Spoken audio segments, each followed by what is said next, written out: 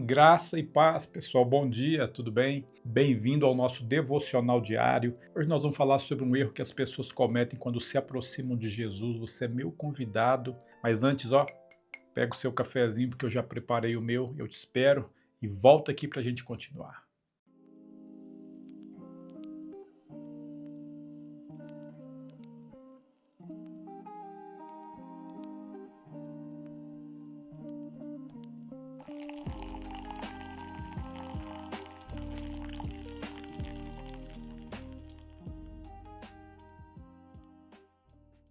Como eu mencionei, a nossa reflexão de hoje do devocional tem a ver com o erro que a gente comete quando a gente se aproxima de Jesus.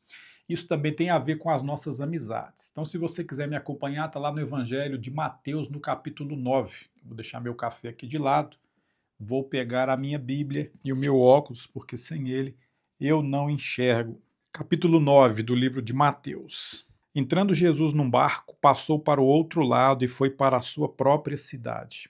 E eis que lhe trouxeram um paralítico deitado num leito. Vendo-lhes a fé, Jesus disse ao paralítico: Tenha bom ânimo, filho, estão perdoados os teus pecados. Mas alguns escribas diziam consigo: Este blasfema. Jesus, porém, conhecendo-lhes os pensamentos, disse: Por que cogitais o mal no vosso coração? Pois o que é mais fácil, dizer estão perdoados os teus pecados, ou dizer levanta-te e anda? Ora, para que saibais que o Filho do Homem tem sobre a terra autoridade para perdoar pecados, disse então ao paralítico: Levanta-te, toma o teu leito e vai para a tua casa. E levantando-se, partiu para a sua casa. Vendo isto, as multidões, possuídas de temor, glorificaram a Deus que dera tal autoridade aos homens. Vamos fazer uma oração rapidinho, porque a gente lê a palavra, mas quem nos abre o entendimento, quem nos conduz na reflexão é o Espírito Santo de Deus. Então faz um minutinho, fecha seus olhos e ora comigo. Pai, nós te agradecemos pelo privilégio da vida, pelo dom da presença do teu Espírito. Muito obrigado pela oportunidade de poder aprender um pouco mais do Senhor hoje. Nós pedimos que o teu Santo Espírito nos ilumine a mente, o coração, nos conduza em entendimento, para que nós possamos discernir a respeito da tua vontade através dessa palavra. Em nome de Cristo Jesus. Amém. Pessoal, esse trecho é bacana porque conta um momento em que uma pessoa paralítica, um jovem, um rapaz paralítico, ele é levado até a presença do Senhor Jesus Cristo quando ele estava na cidade de Cafarnaum. E o que acontece? Já a partir do início a gente consegue começar a imaginar. Tenta imaginar a cena você estando daqui lendo o que você leu. Um paralítico é uma pessoa que não teria condições por si só de se achegar até Jesus. E naquele tempo Jesus estava fisicamente presente, próximo das pessoas. Mas ele estava cercado de pessoas de fé, de pessoas, de amigos que criam que Jesus poderia fazer um milagre, operar um milagre na vida deles. E esse é o primeiro ponto que a gente tem que observar: as companhias que nos cercam, a qualidade dos amigos que nós temos. Porque existem muitas pessoas em quem você acredita esse título de amigo e não é amigo não, viu? Se você for observar de fato e filtrar as pessoas que fazem diferença na sua vida, você vai ver que a menor parte delas. Eu costumo falar que amigo, amigo mesmo, você não enche uma mão, você conta nos dedos. E eu, particularmente, costumo fazer a minha listinha de amigos a lápis, porque pode ser que por um motivo ou outro eu precise passar uma borracha e apagar o nome de um deles. É só pisar na bola. Amigo é aquela pessoa que está do seu lado em qualquer circunstância, independente do que você está vivendo ou não. É aquela pessoa que respeita o seu jeito de ser. É aquela pessoa que faz questão da sua presença, independente do que você tem para oferecer ou não. Aliás, amigos não são pessoas que se aproximam de nós pela utilidade que nós temos. Eles se aproximam e permanecem conosco pela pessoa que nós somos, porque nós nos identificamos, porque nós entendemos que existe correspondência entre o que nós pensamos, o que nós sentimos, e aquela convivência se torna agradável, se torna indispensável, faz falta para a vida da gente. Isso é um amigo. Agora, se você começar a agir do jeito que você é, a mudar o seu ponto de vista, se você é uma pessoa que pode, por exemplo, investir na sua caminhada de fé, começar a abrir mão de alguns hábitos que você tem, você vai ver que boa parte das pessoas que você considera amigas, elas vão se afastar de você, porque você já não vai mais falar a língua deles, você já não vai mais curtir os mesmos gostos, fazer os mesmos programas, você não vai mais rir das mesmas piadas, compartilhar os mesmos espaços, e isso por si só já vai representar um motivo para que elas rompam com você. Essas pessoas não são amigas. E a gente tem que ter muita sabedoria, maturidade, bom senso e sensibilidade para filtrar as pessoas e atribuí-las o título de amigo. Amigo é isso aqui, ó. Amigo é alguém que queria o bem para o seu amigo e sabendo que ele não podia andar, que ele era paralítico, que ele jamais conseguiria chegar perto de Jesus, fez todo o esforço para levá-lo até a presença de Cristo. E você pode fazer isso através da palavra. Porque Jesus fisicamente não está entre nós hoje, é fato. Mas como é que Jesus se apresenta às pessoas? Através do Espírito dele que vive em nós e das palavras dele que se manifestam ao mundo. Você pode levar os seus amigos à presença de Jesus através do testemunho da palavra que você leva a elas. Então, esse é o primeiro ponto. Selecione as suas amizades, porque nem todos te levam a Jesus, nem todos os seus amigos te apresentam a Ele, trazem a palavra dele até você.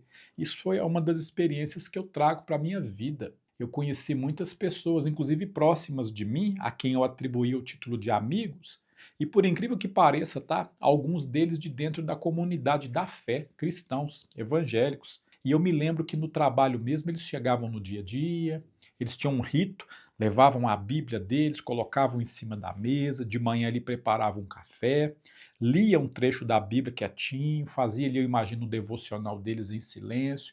A gente percebia que a pessoa estava orando, que ela estava ali introspectiva, meditando na palavra, mas guardava só para eles, retinha. E naquele universo onde nós trabalhávamos, tinha todo um conjunto de pessoas que podiam e que precisavam ter o um encontro com Jesus, e eles não apresentavam, eles não falavam, eles não ministravam, eles muito pouco davam um testemunho vivo. Então hoje, quando eu conheço a Cristo, porque de alguma maneira o Senhor me chamou e eu fui até Ele, eu olho para trás e eu fico avaliando qual é a qualidade dos amigos que eu tinha, pessoas que ouviram falar e experimentavam, pelo menos diziam que experimentavam da presença de Jesus, mas não faziam questão de me levar até Ele. Talvez não entendessem que fizesse toda a diferença na minha vida se tivessem me apresentado a Cristo mais cedo. Não fizeram isso por mim. Por isso, essa abordagem a respeito do amigo faz toda a diferença, porque você tem que se cercar de pessoas que te levem a Cristo, que sejam amigos na essência da palavra, que desejem o seu bem, que queiram a sua salvação. E você também, no outro lado, deve se portar como esse amigo, aquele que, em conhecendo a palavra, em que tendo acesso a Cristo, você conduza outras pessoas até Ele. Você pode fazer esse papel de amigo na vida das pessoas, tá? Porque você pode não acreditar, mas uma atitude sua pode fazer a diferença em toda uma existência e influenciar gerações. Porque se você tiver essa iniciativa, se você pregar, se você ministrar com sabedoria, com sensibilidade, sem imposição, sem força, sem aquela chatice de ficar querendo incutir na cabeça dos outros a verdade que você crê, que você acredita. Não, você pode fazer isso com sabedoria, no momento adequado, no tom adequado, para apresentar as pessoas a Cristo, apresentar os seus amigos. Vocês falam de tanta coisa, não falam? Fala de futebol, fala de política, às vezes fala de carro, fala de roupa, fala de relacionamento, conta piada. Vocês falam de tanta coisa, por que é que você não fala de Cristo, da palavra para eles? Porque eu tenho certeza que oportunidades existem. Os momentos são criados no dia a dia, na vida comum. Nós, você que muitas vezes não tem a iniciativa, a intrepidez, a ousadia de falar, porque talvez você tenha receio de perder um amigo. Mas escuta um negócio, escuta o que eu estou te falando. Se for amigo de verdade, se a pessoa for seu amigo, ela não vai se afastar de você quando você tentar apresentar a palavra para ela. Não vai. Ela vai ficar matutando aquilo, ela vai ficar ruminando aquilo que você tiver falado. Ela pode não concordar com você, ela pode ficar refletindo, ou ela pode concordar, você não sabe qual que é a reação dela, mas você terá feito a sua parte, você terá semeado. E você não conhece a qualidade do terreno onde você está semeado, mas você conhece a qualidade da semente que você está plantando. É isso que faz a diferença no entendimento do Evangelho. Você não precisa conhecer o tipo de terreno onde você vai semear, porque isso pertence ao Pai. É Ele que é o agricultor, como Jesus disse. Meu Pai é o agricultor, eu sou a videira viva e vós sois os ramos. Se vós permanecerdes em mim, vocês florificarão e frutificarão e darão muitos frutos, e o meu Pai podará para que frutifiquem ainda mais. Eu sou a videira viva. E o agricultor é quem cuida da videira, é quem cuida dos ramos, é quem cuida do solo. O nosso papel como discípulos do Mestre é semearmos a boa semente, é semearmos a palavra, porque essa nós conhecemos, nessa nós cremos, nós sabemos o poder que ela carrega. Então nós só precisamos semear. E no tempo certo, ao modo certo, no momento adequado, o Pai, o nosso sumo agricultor, é quem vai fazê-la germinar. É o Espírito Santo de Deus que opera em nós tanto querer quanto realizar. E o ponto central desse vídeo agora, que eu fiz questão de deixar para o final, o maior erro que as pessoas cometem quando se aproximam de Jesus, é desejar o mínimo. É desejar aquilo que os nossos olhos veem, quando na verdade a disponibilidade do que ele tem para nos oferecer é de coisas grandes demais. Analisa comigo. Quando aqueles amigos apresentaram o paralítico até Jesus, tendo todo aquele esforço de descê-lo pelo eirado do telhado, numa maca, para que eles pudessem se achegar, porque Jesus estava cercado de pessoas, eles esperavam e buscavam a cura física para o amigo deles. Talvez era o máximo que eles pudessem enxergar, mas eles não tinham ainda discernido sobre a dimensão de quem é Jesus, na frente de quem eles estavam, do Rei dos Reis, do Mestre, do nosso Deus Supremo. E quando eles se achegam a Jesus e apresentam o amigo aleijado, paralítico a ele, a primeira coisa que Jesus fala, tendo visto a fé daqueles homens: Filho, estão perdoados os seus pecados. Ó, perdoados os teus pecados. Aquelas pessoas talvez estivessem esperando que Jesus falasse: Meu filho, levanta-te e anda, você está curado a partir de agora, você não é mais um aleijado. Não. O que é que Jesus faz? Filho, estão perdoados os teus pecados. E para surpresa da maioria, alguns cogitaram no seu coração: quem é esse que está perdoando pecados? Que tipo de blasfêmia é essa? Só Deus pode perdoar pecados, esse homem está falando da boca para fora. Jesus, conhecendo os corações, sondando mentes e corações, sabendo que eles haviam cogitado no interior deles, Jesus se dirige a todos e fala: vocês estão surpresos? Vocês estão escandalizados porque o Filho do Homem perdoou pecados? O que é que seria mais fácil? Eu dizer para ele: estão perdoados os seus pecados? Ou dizer para ele: levanta, pega o seu leito e anda? Então, para que vocês saibam que o que eu estou falando é verdade, que eu tenho poder na terra para perdoar pecados, porque foi me concedido pelo meu Pai que está nos céus, a ti eu te digo, meu filho, levanta-te, toma o teu leito e anda. E aí o paralítico levantou. E aquele testemunho da cura física foi a confirmação do que havia acontecido antes, o perdão de pecados que Jesus havia cometido. E aqui está o erro na visão. Nós buscamos a Deus muitas vezes pedindo coisas menores, pedindo coisas que são relevantes nesse mundo, nesse tempo, nesse corpo. Mas o que ele tem disponível para nos oferecer transcende, vai muito além dessa existência passageira material. Jesus tem o poder de nos oferecer o perdão dos nossos pecados, o restabelecimento da nossa comunhão com o Pai, a eternidade na glória. E nós muitas vezes achamos que isso é de sua menos importância. A gente às vezes nem dá importância a isso. Nós não pedimos isso em nossas orações, nós pedimos uma sorte de outras coisas.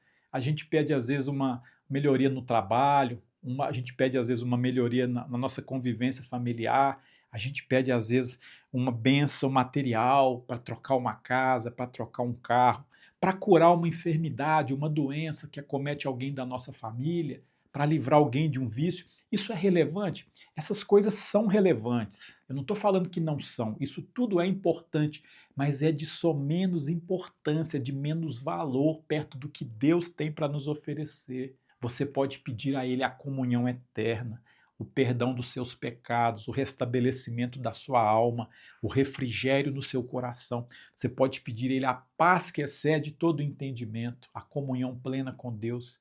Você pode pedir a Ele a eternidade e você está pedindo coisas menores. É por isso que Jesus, quando ele ensinava, ele disse: buscai em primeiro lugar o reino de Deus e todas as outras coisas vos serão acrescentadas. Porque na lógica do reino, no sistema do Pai, funciona assim: aquele que pode mais, com certeza ele vai te dar o menos. Se Deus te dá a vida, ele muito mais vai te dar o corpo. Se Deus te dá a saúde, ele muito mais vai te dar o desfrutar das coisas que uma condição plena de saúde te proporciona.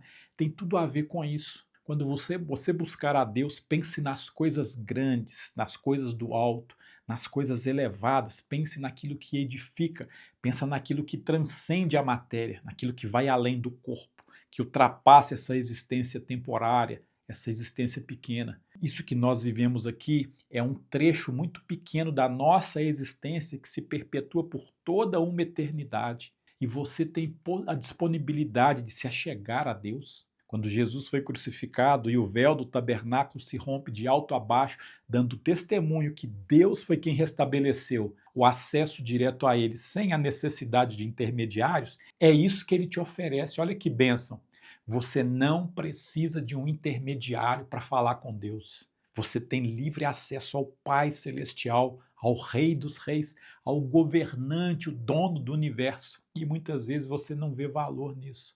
Você não consegue conversar com pessoas aqui entre nós que se consideram autoridades. Você não consegue conversar com o prefeito, com o governador, com o presidente da república a hora que você quiser. Essas pessoas nem recebem a gente, elas se colocam num pedestal de importância que são inacessíveis. Mas você tem acesso a Deus em qualquer lugar, em qualquer momento. Se você buscá-lo de todo o coração, com toda a intencionalidade, com toda a vontade, com o quebrantamento da sua alma, do seu espírito, ele te ouve e ele te responde. Porque é isso que a palavra fala, que apesar de Deus ser o Deus do Senhor do universo, aquele que habita num alto e sublime trono, aquele que governa sobre todas as coisas, ele não rejeita um coração humilde e quebrantado. Ele não rejeita a sua oração se você buscá-lo. Ele ouve as suas palavras, ele sonda o seu espírito e ele te visita. Ele dá o testemunho em você através da presença do espírito dele, mas você precisa buscar. Você precisa buscá-lo nas coisas grandes. O perdão dos pecados foi a garantia da salvação que Jesus concedeu para aquele paralítico. Enquanto todo mundo estava focado numa coisa pequena, que seria a cura física, o restabelecimento talvez das pernas, da coluna dele, Jesus, como sumo sacerdote, o nosso supremo sacerdote, nosso Pai Celestial, ele vendo um filho em sofrimento, ele já concedeu a maior bênção que ele podia conceder a um filho. Porque é isso que um pai deseja para um filho. Você deseja o melhor, você deseja aquilo que ele merece em sua plenitude. Você não vai dar a ele uma coisa mínima se você tem condição de dar a máxima.